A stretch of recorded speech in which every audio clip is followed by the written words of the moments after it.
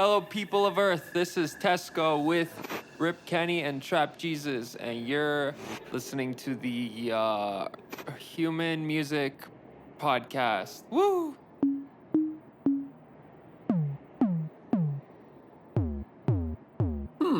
Human Music Podcast. I like it. What's up, humans? How y'all doing today? This is the what's the title of the show? Bro, This why is can you Spanish never 101. remember? Welcome ¿Dónde to está Spanish la 101, biblioteca? Secretly, I'm an alien, and this is the Human Music Podcast. So if I did remember, it would be perhaps blowing my cover. I don't know. It's the Robot Mathematics Podcast where we pretend to be calculators. You guys aren't. I might be, but besides the point. We're gonna start the episode off. Hey, it's with Sam from Unison. a little bit of just out of this world content from the gents over at Duck Sauce. Are you guys familiar? That sounds familiar. I've heard they of do like such YouTube things. poops, yeah? Dude, they did like Big Bad Wolf and stuff like back in the day. I haven't heard a lot from them lately, but a friend sent me this video not very long ago, and just feast your eyes on this, me boys.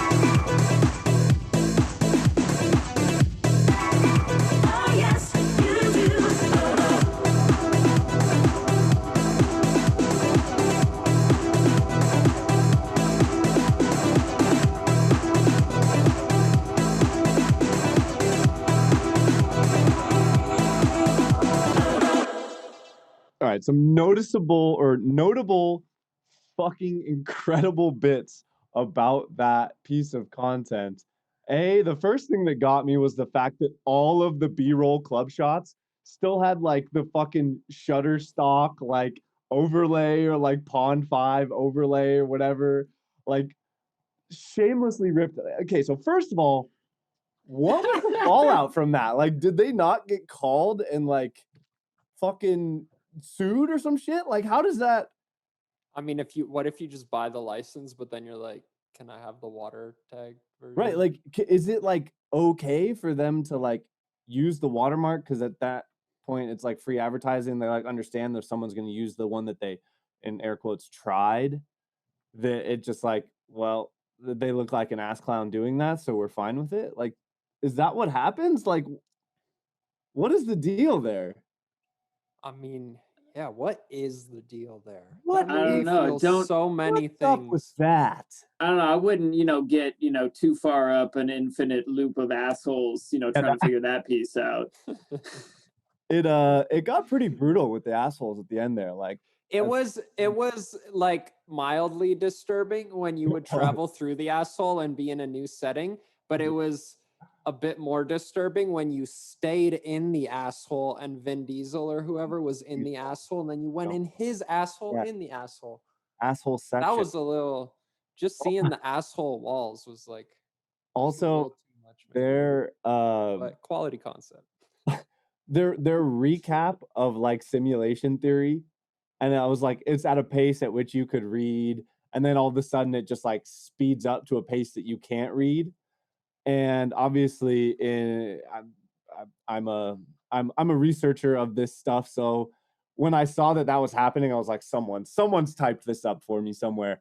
I didn't have to look that far; it was in the comments. But basically, it goes over the whole theory of how in 500 years there's computers that will be powerful enough to run simulations of so many equations so quickly that we can run simultaneous simulations of the universe and the Big Bang Theory up to the point that we are now, and billions of possibilities. And then we'd analyze the data, right? And so people are hypothesizing that we actually are one of those simulations that are running because, we haven't caught up to the point at which computers could do that yet, right? But like that's basically the gist of the theory. But then they go on to expand upon the fact that it's pointless to worry about such things because even if it is a simulation and you think we're going to get unplugged at some point, you don't know when we'll be unplugged and you don't know when the simulation will end. So to worry about you being in a simulation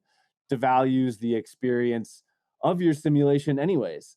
So why don't you just enjoy your simulation while you're going through it, which is, and I mean, it goes way more in depth than that even, but like, I thought it was so fucking hilarious that there was a well-rounded commentary of psychological aspects as relates to this complex crackpot theory.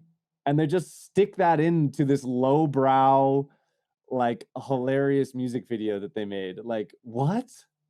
I love I love the layeredness of the simulation theory even before they start discussing it, where they're like, it's clearly a simulated club, and then it gets, breaks the fourth wall and gets meta by pulling back and showing them researching things on Google, deep into Wikipedia, and then actually in Premiere cutting everything together. And so it shows them making the video, and then it pulls out of that computer to another layer of the simulated thems from the simulation of them discussing whether or not they're in a simulation with none other than James Bond and the voice of God. I didn't even fucking think about this. You're so right. Like, they literally were explaining what's happening to them as if it's not, and like hypothesizing about the fact that it's not. It's pointless to worry about being in a simulation in which the characters that are telling this story are in a simulation. Just like we discussed 2 seconds ago.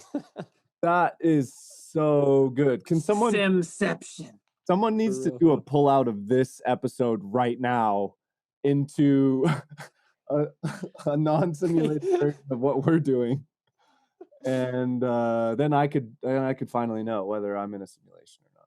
Will I get to meet Morgan Freeman in this scenario? Possibly. The He might also simulation be, is yours, my friend. he might also be DJ. Am I already Morgan Freeman? In a way, aren't we all already Morgan Freeman? No, we're not.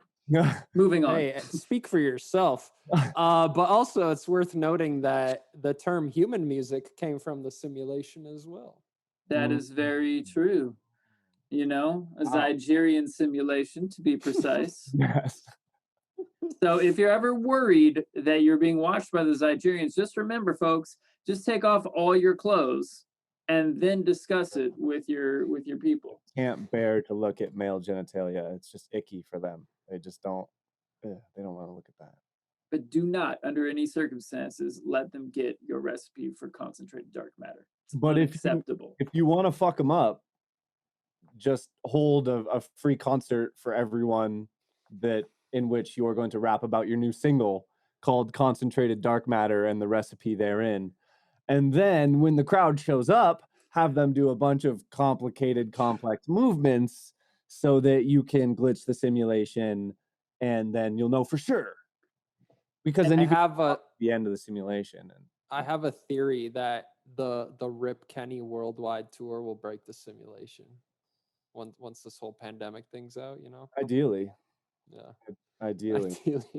I like how our reaction video to a video about a simulation became a delayed action reaction video to a TV show about a simulation that gave this podcast its name. If we get any more meta, we're going to have Dan Harmon direct this whole thing. And welcome to the show, Dan. Oh, and on that note, smash that like button so we can get Dan Harmon on the show and Dan, favorite the podcast. Dan. Yeah, just tweet at Dan Harmon to get him to come on our show. That will either result in Dan Harmon coming on the show or us getting shut down completely. And we're willing to roll those dice. Guys, who's Dan Harmon? One of the creators of Rick and Morty. Oh, of the world. That's so funny because I always remember Justin Rowland. I forget who the other guy is. I'm sorry, Dan. Dan, I don't. Now he's not coming. You should have fanboyed out more. Smash that like button. Hey, which one of them made that other one that you guys like?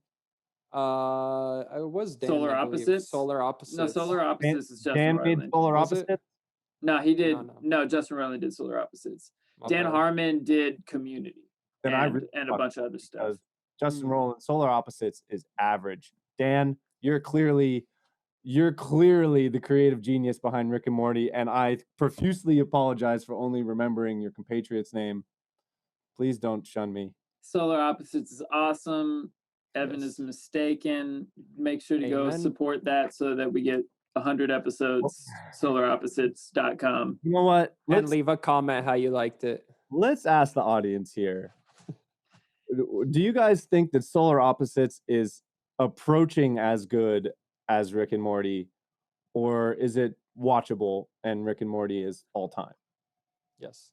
Let us know in the comments. And on that note, I wanted to bring up, I feel like there's almost a trend in like recent times where music has been getting, it kind of reminds me of the MySpace era of music, especially like with dance music and like metal and stuff like that back in the day. It was just very fun and heavy and used like sampled a lot of stuff that people could relate to and whatnot. It was just a very like light vibe. And I feel like people took that seriously for a long time and kind of made things stale for a bit, but we're kind of in this point in the last little while where things are getting a little more ignorant, a little more silly, but there's this like self-awareness aspect like interjected where it is a little meta and it is a little like it's aware of what they're doing. And I feel like people have been gravitating towards that more lately because it's almost as if the threshold has been crossed for some of these things, and like it gets a little cringy if you keep pushing the ignorant envelope or the funny envelope or whatever, and you don't add that aspect to it. But I think it also speaks to how we've consciously like developed as people with the internet. A lot more people are coming together and like either like calling each other out on shit or getting into discussions about like more complicated topics. And it's like, we can get on here and talk about, you know, all sorts of stuff about music and life and whatnot and simulation and you know, ponder some of these things. But I don't know if people would have been as receptive to it like 5 years ago as much as what I'm saying. And I like this trend of like self-awareness. I feel like it's one step closer towards the path of us like quote unquote elevating in consciousness, you could say, but like, you know, just relating better as human beings. Yeah, I was gonna like to that point. I feel like the internet has created such an acceleration of the collective conscious of society. Like on average, everyone has such a more well-rounded point of view on things. Like obviously, there's still a lot of uninformed people or people that attach too much sense of self to out of body things, politics, religion, you name it. Literally everything people will fight and argue about because they attach it to their sense of self. But in general, like common sense and collective conscious, those words mean like essentially on a whole society's average like common sense, like their average sense. Like, and as you get more information like diluted and or dispersed through the population, like the average sense goes up because people just know a little bit more about everything. And I do agree with you. I like the fact that people are starting to be more open to like, you know, seeing the bigger picture. Do you think we'll ever see woke music? You think that'll ever become as trendy as I have car, I have bitch, I have money? But Macklemore already exists, man. Hey, shouts to Macklemore like that. Hey, shouts to Macklemore. Seattle love, same love, Seattle? All that. Hell yeah, he is. No hate in that. There's no hate. Hey man, I got it. But he does make some. He does make some pretty woke music when it comes down to it. If woke music. But when you think of Thrift Shop, that wasn't a woke song, and that was the one that blew him up. No, it is a woke song because he's breaking down consumerism and essentially putting value in the lowest tier of shop at which you can buy things. It is actually a sustainable source for clothing that people have already worn. That's a woke ass song right there. Shit, man. Andy told us that trying to get girls from a brand is a hella don't. Damn, all right, that's pretty fucking woke.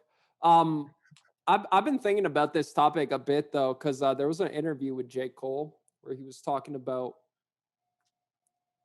you know, like quote unquote blowing up or whatever. For anybody that remembers, you know, that kind of time, it was around when he released that song Workout. There was an interview where he was talking about how he had all these songs with very deep lyrical content. And when he actually got signed and went to the label and stuff, they're like, yeah, this is cool, but there's no like radio singles in here. There's nothing that's going to get people to latch onto. And he had to sort of quote unquote dumb it down. I think it's a great song, but like a lot of his fan base was very disappointed at the time. Found that very interesting. Talking about his track Workout? Yeah. Which, by the way, fucking great song. But then again, he let Nas down. Did he? Are you familiar? He came out with a whole song on one of his subsequent albums called Let Nas Down.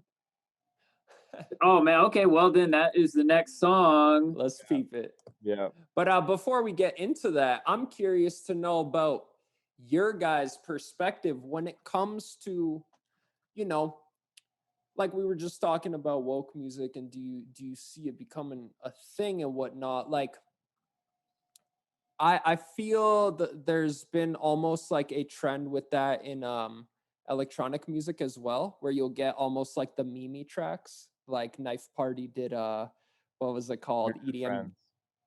They had that one that was like EDM Machine or whatever.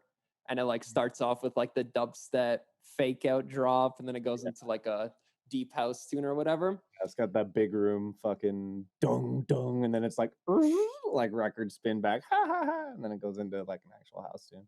Totally.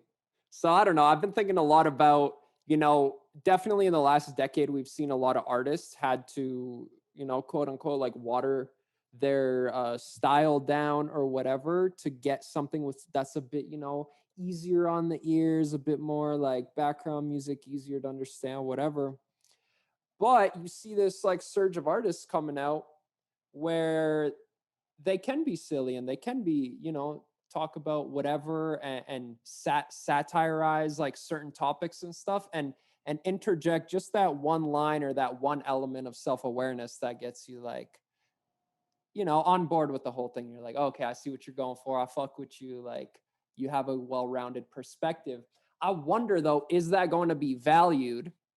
And I'm bringing this up because a lot of listeners are younger and stuff, right?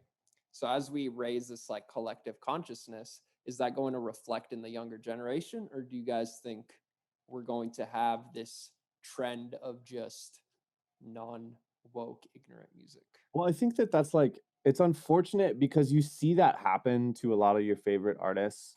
Like, it's not uncommon to see your favorite artist as they're coming up making some really edgy stuff, and then as they get bigger, the only way to grow their fan base, really to reach more people that want to listen to their stuff, is to dive one more toe into like what people know, right? And then you just keep going down that path until you're Linkin Park making pop records with T-Pain or whoever. I could hear the pain in your voice. And also, don't throw should. my man T-Pain under the bus like that. Come I don't on. know if it was T-Pain, but it was. Smash the like button if you want to see T-Pain on the podcast. But like, I understand why it happens, right? But I think that that is one of the reasons that like today's modern music economy is so amazing, because artists' ability to reach the niche audiences is so much bigger, that you don't actually have to do the mainstream play to continue to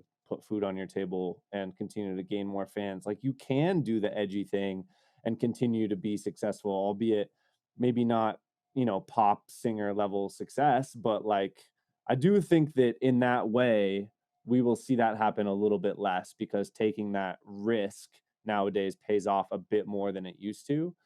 And also, as far as like, you know, your favorite artist making something edgy and then it kind of falling flat, like, I think that's always going to happen. And I always respect artists that are willing to take that, you know, that route down something that is like truly them, even if I don't like it. But when it comes to like getting just more commercialized, like, that's when, you know, all the heady people are like, come on, man, why are you doing that? You know? So I know, I think overall it'll move forward.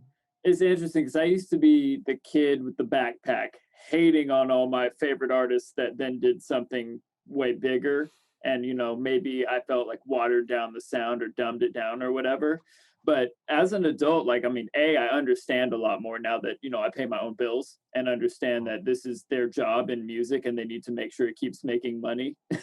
And then also, like, I've just come to appreciate like that polished pop sound and the big collabs with the legendary artists. Like, I get it and I like it more than I used to. So it's interesting, you know, figuring out where that balance is, because you can't please everybody with anything you do. Like, you can either keep pleasing your 1,000 true fans or make the play for those million fans. And sometimes, you know, some of those 1,000 true fans will fall off, and you'll have to pick up different people along the way. And, you know, that's a call each artist got to make for themselves. But last note, just while we're on this topic, I agree with you, Luke, and I felt the same way for a long time, where it's like you feel like artists are selling out or dumbing down their sound because it's like, quote unquote, more pop or more commercial, whatever. And sometimes, yeah, you just feel that it's void of emotion and genuineness. But I find it funny how like people will go to the theaters and see the same Avengers movie with the same fucking plot structure. I can't fucking stand Avengers movies. I can't either. But like, God. people I liked love all it, of them. right? And you weren't sitting there like, this sucks. It's the same 3-point arc in every movie. I just watched one with a 3-point arc. Like, but people will listen to like pop music and be like, this is fucking shit, and then go watch Spider-Man. So I always found that hilarious because like pop music really, as we were talking about, where it's like human consciousness is like the collective average of everybody coming together. Pop music is just the collection of attributes within music that resonate with the most people. And why wouldn't you want the most refined form of communication through music with people? So that's for so anybody funny. that's writing it off, like, go in and study pop. It will greatly benefit you. True. And to be fair, there are some really forward-thinking pop records out there. And also, if you want to expand your view of what pop is, like, there's also even more forward-thinking record. Like, you could say like Billie Eilish, like, for all intents and purposes, is, you know, pop leaning, in Like mainstream, anti-pop or whatever. anti-pop or whatever. Those are some good ass tunes, man. I don't care who you are. But it's so funny that you bring up the Avengers, like I don't know, metaphors, the similarities there. It's so accurate too, because like, for instance, my girl Shell, she's pretty heady when it comes to what she likes in film, and like a lot of underground, darker twists and stuff. Like, I respect her taste in like film. She loves Avengers movies though, and I'm like, what? And she's like, it's a giant blockbuster film with a huge budget. The production's out of this world, and I know what I'm gonna get. It's gonna be exciting and entertaining. I know I'm not gonna be like, this was terrible. I know what I'm expecting, and it's gonna be really high production value. It is so similar to pop music. Like, I know the production value is gonna be high. I know there was a bunch of money spent on mixing and mastering and hiring all the right people for this. I know that it's not gonna suck. I know that it's gonna be something that I can contextualize and probably enjoy. So they're actually like thinking about it in that way. Like, there is I would say that's like the value in that music, is that like you can reliably listen to that and know you're not going to get a total turd, unless you're really heady, and then every pop music song is a total turd. So I mean, you just like get to a point where, you know. I think there's a value that goes beyond that to the value of common experience. Like, you know, you may or may not love the song Thrift Shop from Macklemore, but everybody in the world knows the song Thrift Shop from Macklemore. So whether you want to like just yell, oh, I want to pop some tags as a joke, and everybody's like, I know what that's from. Or if you want to clown on it and make a joke about it in a comedy set, everybody knows who that is. And there's a lot of value, I think, in having that shared aspect of culture on a huge global scale, because it's connective. You know, whether it doesn't matter if you know, love football or hate football, you know about football. It doesn't matter if you care about celebrating Christmas, you know what it is. And like, there's these things that do tie the whole narrative together, which is necessary if we're gonna keep convincing people that this is not a simulation. And you're right. Everyone keep their pants on. Shout outs to what Il Gates said too. Like, it really resonated with me, and I know we talked about it before. I'm sure it stuck with you guys as well. But you cannot think outside of the box unless you define a box for yourself. If you're trying to write underground music, you need to know the ins and outs of pop. You need to know what that box looks like, how tall it is, how wide it is, how it looks like from every angle, for you to then break out of that and do the opposite, or tap into it selectively, because like you said, Luke, like, everybody resonates with that. And unless you're making like noise music or something very abstract that isn't meant to be very digestible, you will likely want to contrast digestible and non-digestible, underground and pop, and pull from these elements. So, you know, I just encourage everybody. Like, I spent quite a few years like really shitting on it and hating on it, and when I really started to study pop and see what these artists are doing and why these things work, you know, it really changed my writing process, whether I was making dubstep or hip hop or metal or whatever. you know, from more accessible to less accessible really benefited me. And I also really want to recommend the book The Addiction Formula by Friedman Finderson, I believe. I'm sorry if I butcher your name. My boy I'm Friedman. on the podcast. I love my boy Friedman. And also hook me up with an affiliate link because I've probably sold 100 of these books. But I seriously recommend it so strongly, man. I'll pull it out right here. It's on my bookshelf. Yeah, well, I mean, that would be a good way to break the simulation. Pull it out right here. Man, don't pull a tubing right now. Yeah, bro. Don't get us kicked off YouTube. We're just getting started. The Addiction Formula. Friedman Finderson. And he's also got a amazing YouTube channel called Holistic Songwriting. But if you are struggling with anything arrangement or mixing or building energy in your songs, this is the first place I would redirect people to. So you actually do need an affiliate link for that shit, because I bought a copy of that book. Now that I see the cover again, I remember it. It's a quick read. I blew through it. But it definitely is like a good overview of like how the energy in the song progresses and like how to think about structure as it relates to like the more macro concepts, energy, like listenability, replayability. Like how do you get people to like click listen on your track again? And I think too, like that point, and this is the last thing I just want to say before we get into this, is that section on arrangement where he relates that 3-point arc of story to, like, let's say your typical like high budget blockbuster film like the Avengers or whatever. When you know that structure, you could just zoom it out one more level into the macro and now have a pattern of that structure, and you can make a 20-minute song and keep it interesting because you understand the flow of energy. And it's all based off of that 3-minute pop tune. That is the most condensed version of what resonates to human beings.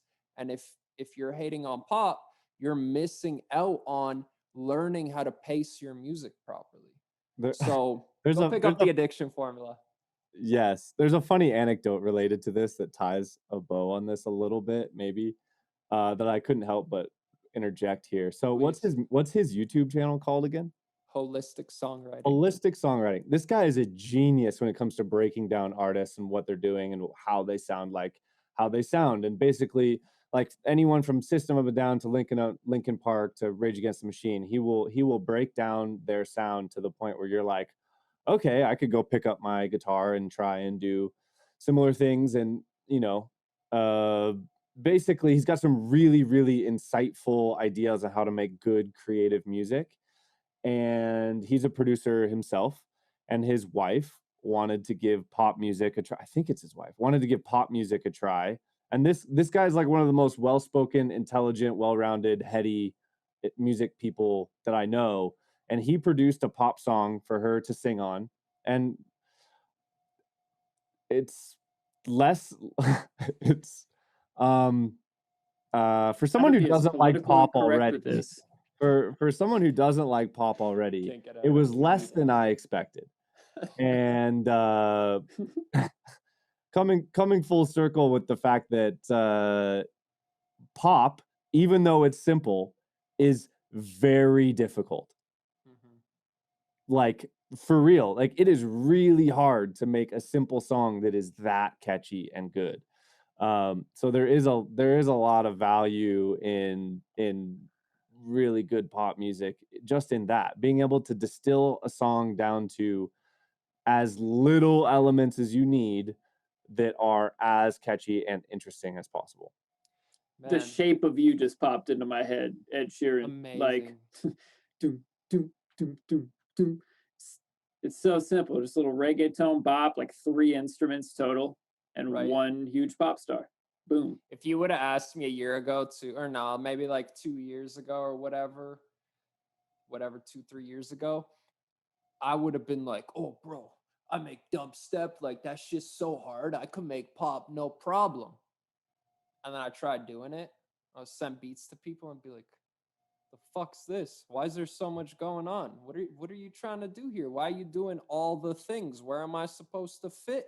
What's the point? What is the message you're trying to get across? And it wasn't until I started leaning towards minimalism that my writing really improved. Just because you know how to fucking assign every assignable macro within Serum and use don't 50 at me. patches. Don't at me, motherfucker. You feel attacked right now, don't you? Hey, if the shoe fits, strap that bitch I up. I know I'm done with the patch when I run out of assignable slots. All right, folks, I guess there's two kinds of people, so take that with a grain of salt. People who run out of patches in Serum and people who say, what's Serum? Yes. Facts. You want to pull up that video, Luke? Oh, yeah, it's cute. So to circle back around to fucking 20 minutes ago, when we brought this up, J. Cole was at that point where he was like an underground rapper, getting a lot of success as an underground rapper, had really cool topics, really a lot of, more woke type of shit going on in his lyrical content, and amassing like a really good organic fan base, well marketed to this fan base, getting on a lot of blogs. This is still deep and heavy in the blog era, like 2010 through 2012. And he ended up getting signed to Rockefeller Records with Jay-Z. And he had this album that they were getting ready to put out, but the label just kept telling him, like, nah, we need that one single that we can really push to radio. He'll tell the story, and I got the lyric video, so anybody watching on YouTube can follow along with the lyrics and make it a little easier. But basically, they made him put out the song, and Nas had previously said that he's like, oh, you're the one, J. Cole, like you're the shit, I love you, and that's his hero. And then he finds out through the grapevine that Nas does not like the hit single he worked so hard to put together for the label, and that he let Nas down. And this is his thoughts about it. And by the way, I love that you guys are getting to hear this probably for the first time, because I listen to this all the fucking time, because it's actually like one of my wake up alarms on my phone. Like I got a few songs that I bump, and a few of them are J. Cole, just because I happen to have this entire album, Born Sinner, on on my phone. But here we go. Let Nas Down. Freedom of jail, clips inserted. A baby's being born, same time a man is murdered. The beginning and end. As far as rap go, it's only natural. I explain my plateau and also what defines my name. Yeah, long live the idols, may they never be your rivals. Pac was like Jesus, Nas wrote the Bible. Now what you're about to hear is a tale of glory and sin. No ID my mentor, and I let the story begin. I used to print out Nas raps and tape them up on my wall. My niggas thought they was words, but it was pictures I saw. And since I wanted to draw, I used to read them in awe. Then he dropped Stillmatic, rock the cleanest for law. Fast forward, who'd have thought that I would meet him on tour? I'm earning stripes now, nigga, got Adidas galore. Backstage, I shook his hand, let him know that he's the man. When he said he was a fan, it was too hard to understand. No time to soak up the moment though, cause I was in the jam. Hove asking where's the record that the radio could play, and I was striking out for months. Ninth inning, feeling fear. Jeter under pressure, made the biggest hit of my career, but at first that wasn't clear. Niggas had no idea. Dion called me when the drop sounded sad but sincere. Told me Nas heard your single and he hate that shit. Said you the one, yo, why you make that shit? I can't believe I let Nas down. Damn, my heart sunk to my stomach. I can't believe I let Nas down. I got defensive on the phone, resentment was in my tone. Fuck it, long live the idols, may they never be your rivals. Pop was like Jesus, Nas wrote the Bible. Now what you about to hear is a tale of glory and sin. No ID my mentor, and I let the story begin. I couldn't help but think that maybe I had made a mistake. I mean, you owe me, dog, I thought that you could relate. But while I shot up the charts, you mean telling me that I was not up to par when I followed my heart? Granted, my heart was tainted by my mind and kept on saying, where's the hits? You ain't got none. You know Jay'll never put your album out without none. And dog, you know how come labels are archaic, formulaic with their outcomes. They don't know, they just study the charts. Me, I study the shows, the fans, study their hearts. I had a feeling I was killing in this music we was spilling out. Would change lives forever, fuck the label, put it out. Friday Night Lights, Blue, that was classic number 2. Now it seemed as if the Nas comparisons was coming true. Still no release date from the label, are they insane? Gooch told me play the game to change the game, but on the way I let Nas down. Damn, I got no one to blame, I'm ashamed I let Nas down. But this is God's plan, you could never understand. Fuck it, long live the idols, may they never be your rivals. Pop was like Jesus, Nas wrote the Bible.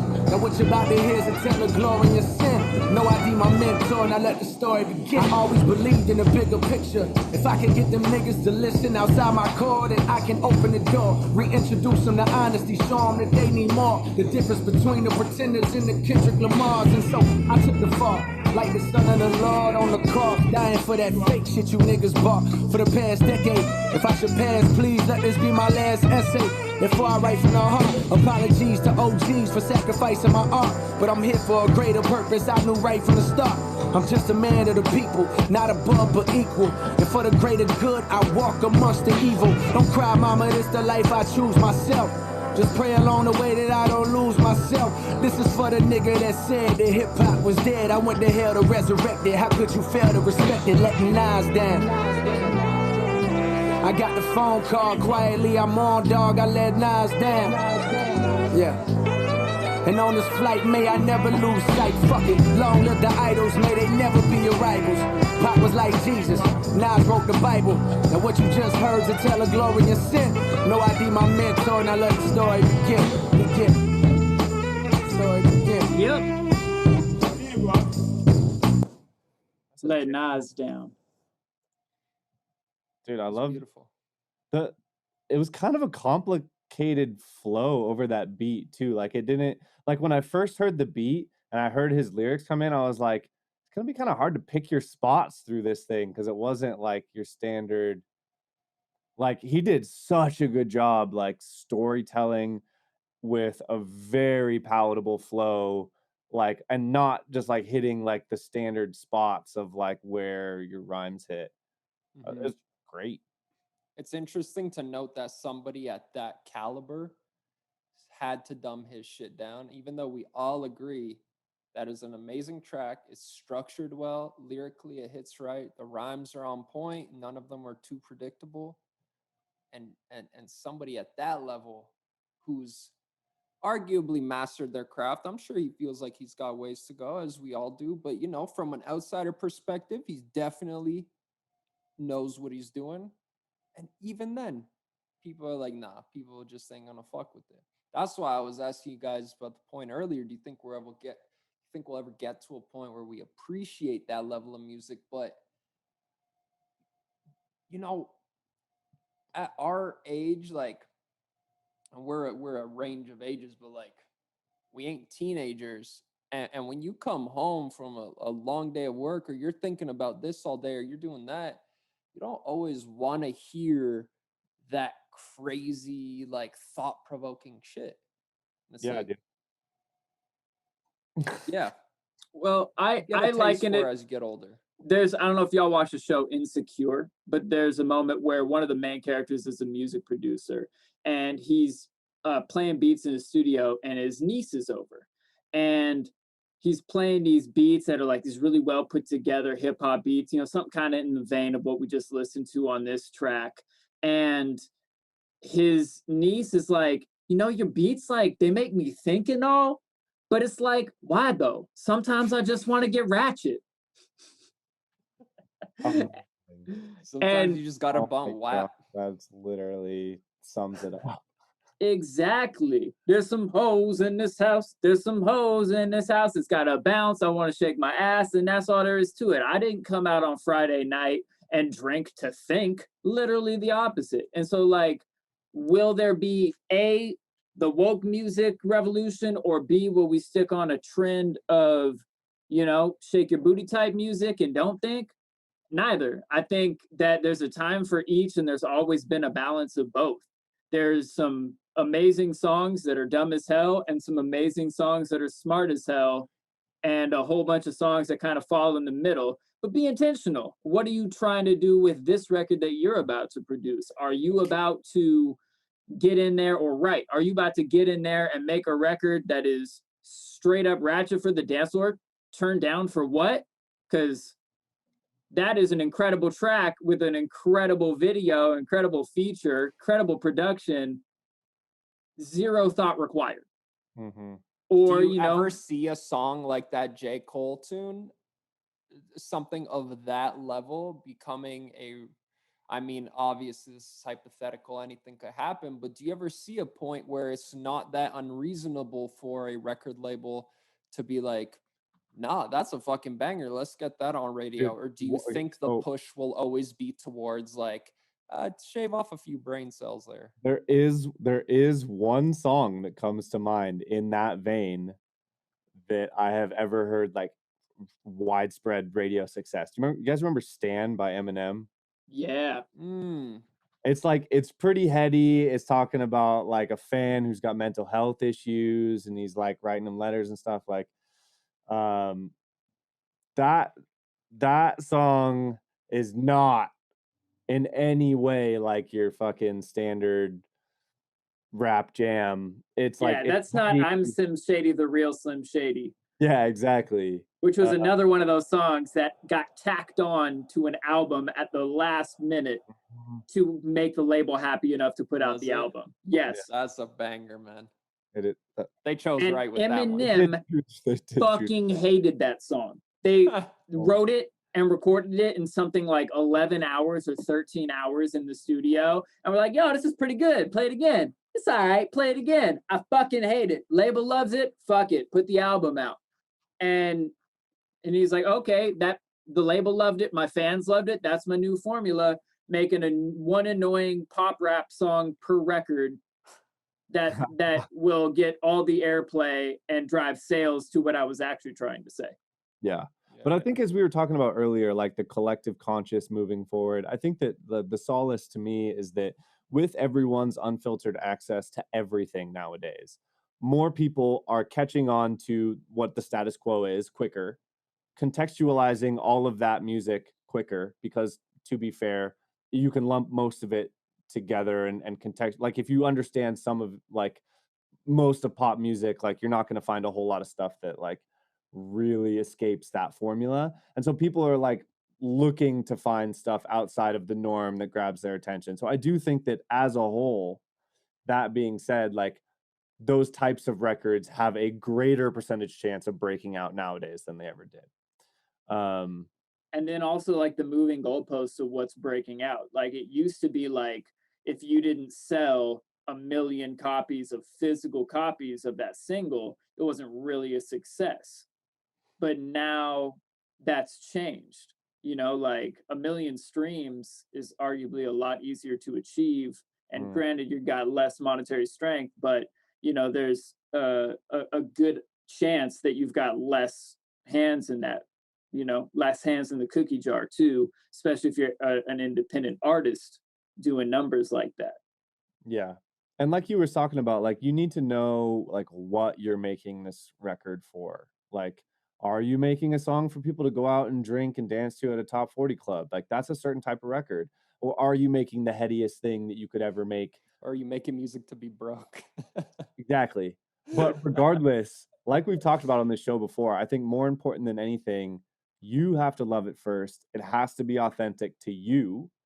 And then you can take that energy and that passion to create all of the stuff that you're loving. And then like Eminem or like J. Cole, like if you have the talent, you can do the one record that it takes to get everyone happy, and then also still insert all of your passion project music into that project, right? But it starts with absolutely loving the thing that you're doing, right? Like it would be really tough for me to write a bunch of like I don't top 40 like club music.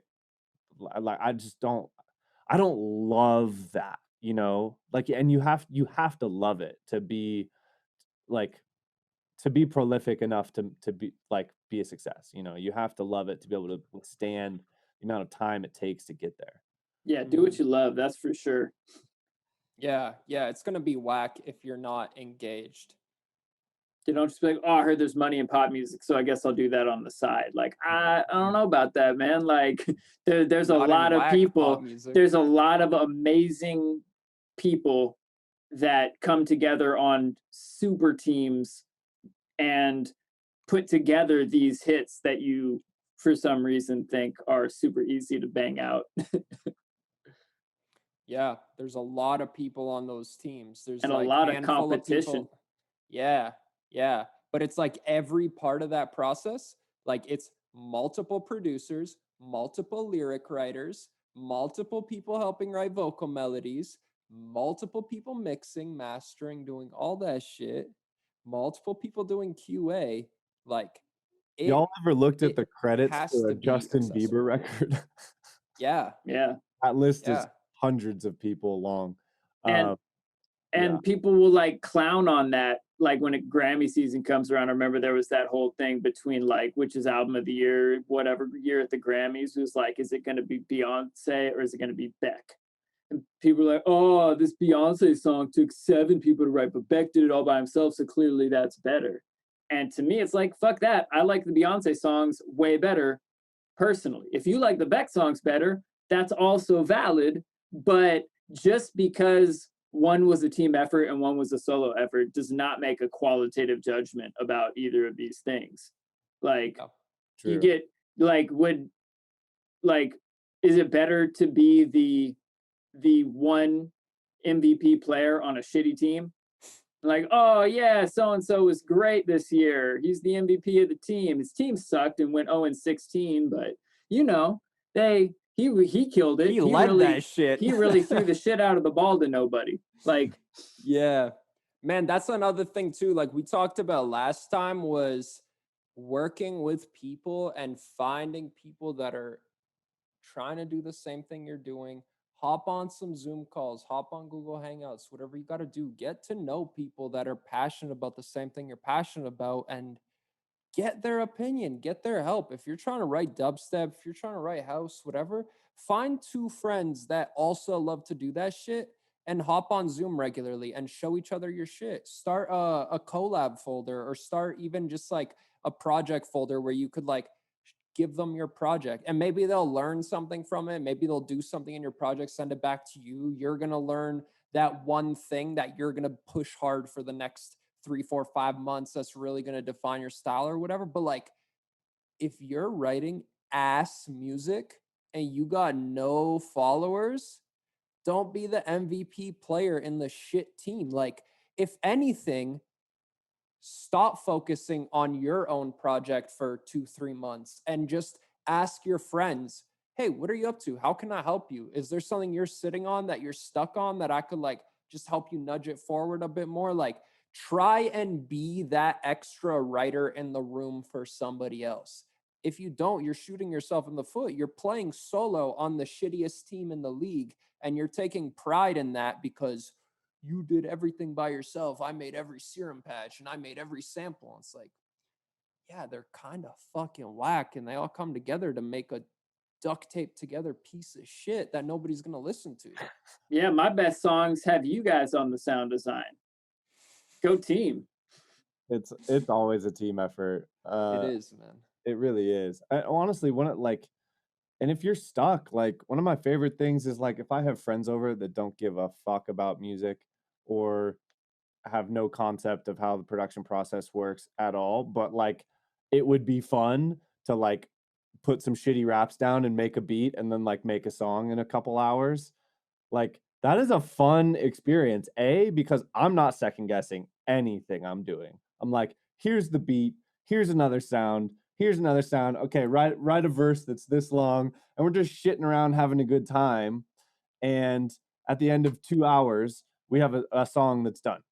You know, like that's never going to see the light of day, but that like, you know, they'll play in, like we play in the car later as like an inside joke for ourselves.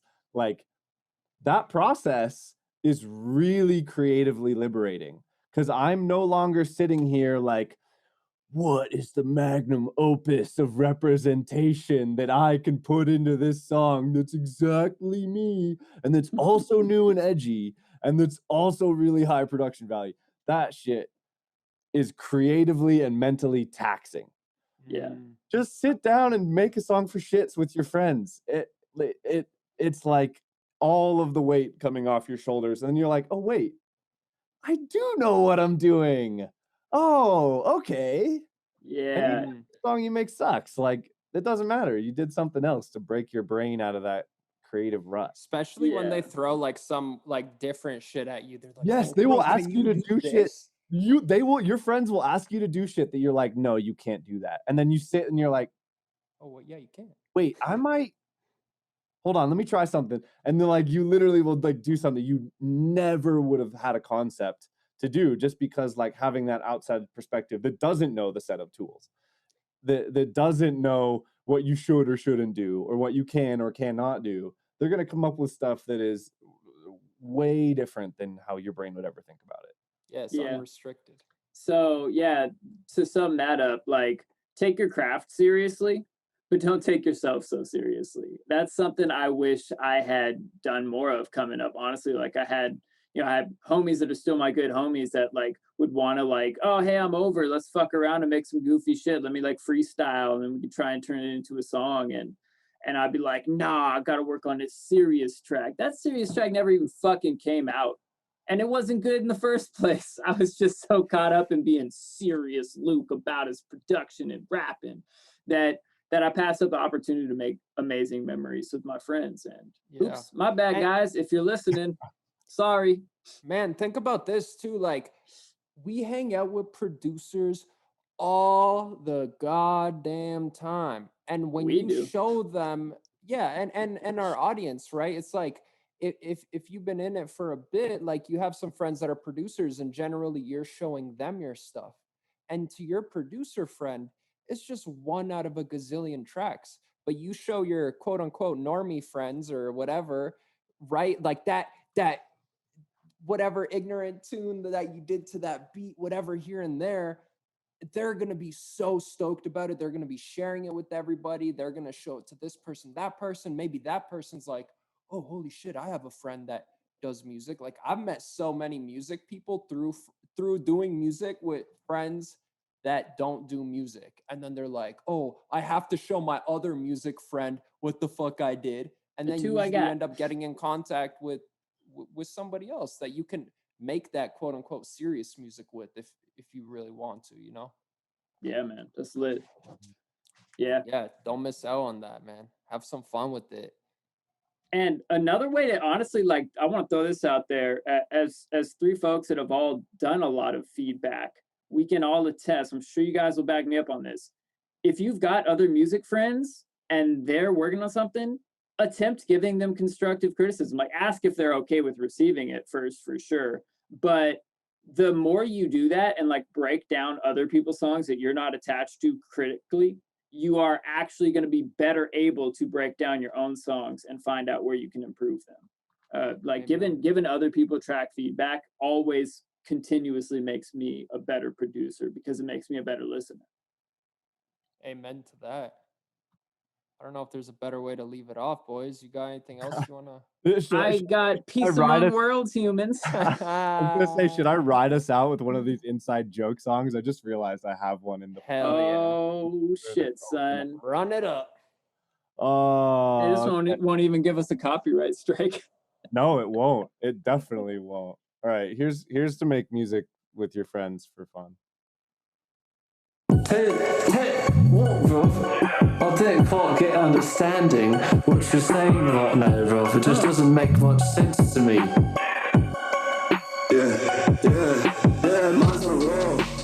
Mine's on the road. Mine's on the road. Mine's on the road. Mine's on the road.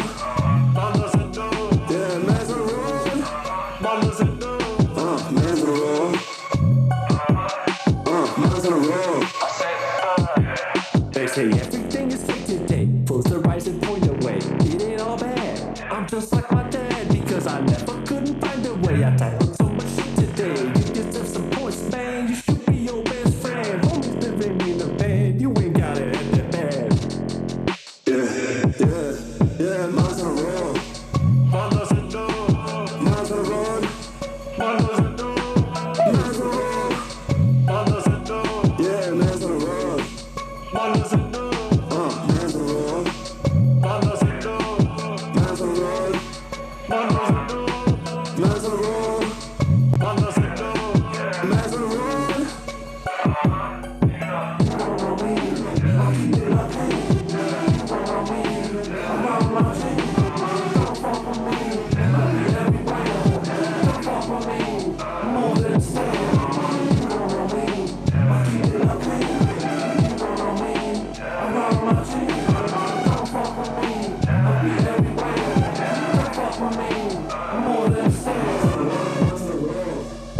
What, bruv? I can't get understanding what you're saying right now, bruv. It just doesn't make much sense to me. Tell me what is progress? Is this what you call that? The wages don't get increased. Your life is just a repeat.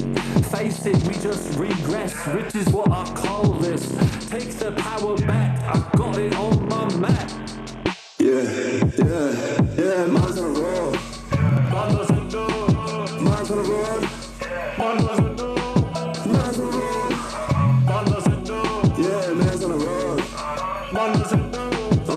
Yeah, I forgot to mention Bruh. all of that in a I British. really love that. Yo, I like high key want you to send me the stems to that. I got my rapper homie Scatta in the UK that I could hear fucking smashing on that, bro. Right, you gotta Man's on the tell road. me and the peeps. Man doesn't know. What the fuck is that bass that you alternate with the 808? It's just a serum patch I made literally on the spot. What the fuck? All right, so when you bounce out stems to Luke, you're gonna send me that patch. Okay. And this is how you write better music, people. Yeah, Get exactly. together with your homies, and you take their another man's shitty beat is another man's hit. Yep, and then rap over it in a shitty British accent. And there it is. Dude, that was fire as fuck. I love that beat. Well then, peace among worlds, friends. Yeah. I don't know if we could leave it on a better point than that. Point I mean, proven. you gotta get on the road, mans. Yeah, man's on the road. Yeah, Like, that's bro. lit. I wanna finish that song. Okay, I'll send you the stems, man. It's Yeah. just gonna fit. Bro, that hook too, man. Your friend wrote that? No, I wrote You wrote the hook? and he did the verses. Okay, sick, man. Yeah. But it was just Bro, like literally like okay, Crime-tastic. loop the beat and just start saying shit, and then you're like, oh, that might work, and then you just say it a few more times, and then there it is. Amazing. And man, just like mud pieing and all this stuff we talk about, like people are gonna look at this as if it's a different process, like saying shit into a mic and then splicing it together. And like I feel like there's this like ego about sound design as if it's anything different than literally yelling man's on the road into a mic and being like, oh, that's cool, let me roll with that. Yeah, exactly. Have fun, peeps. Write some human music and peace among all simulations. That's a Peace wrap. among the worlds. I like it. What's up, humans? It's Luke, your friendly neighborhood trap Jesus. Thanks so much for watching the podcast, checking out our videos. We truly appreciate you. So, Rip Kenny, Tesco, and myself got you a gift. We made you a free sample pack. It's got basses, it's got FX, it's got crazy percussion and Foley sounds, and it's free. It's all yours. Just click the link in the description below. Also, make sure to hit that subscribe, hit that like button, and share this with your friends. We appreciate you. Peace out and peace among worlds.